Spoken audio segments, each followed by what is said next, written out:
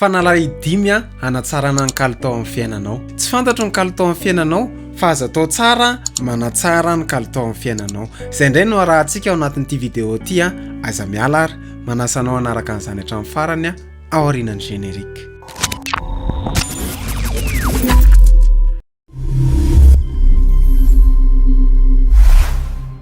Faly miarabantsika rehetra tompoko an tonga soa anatin'ity vidéo ity mino fa salama tsara ianao raha tsy salama ianao dia manonona fahasalamana amin'ny anaran'i Jesosy. 20 isanjato amintsika no manaraka amin'ny page manao j'aime fa mbola tsy abonné amin'ny page dia manasanao mba hanokana segondra vitsy afahanao misabona amin'ny page mba hita vidéo maro tahaka izao fomba 10 hanatsarana ny kalitao amin'ny fiainanao.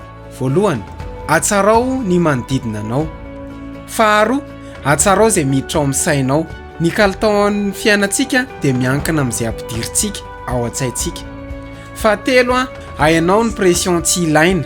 Faefatra, esory ny adi-tsaina izay mitondra rarin-tsaina na hoe stress. Fadimy, mitadiava asa mety aminao. Raha tanterahanao ireo atsakany sy andavany dia ho hitanao fa tsara ny kalitao amin'ny fiainanao. Raha nafinaritra anao ny vidéo dia aza misalasala, mi-like sy mi-commenter sy mi-partager. Manome fotoana antsika amin'ny herin'ny an'ito izao indray. Veloma tompoko.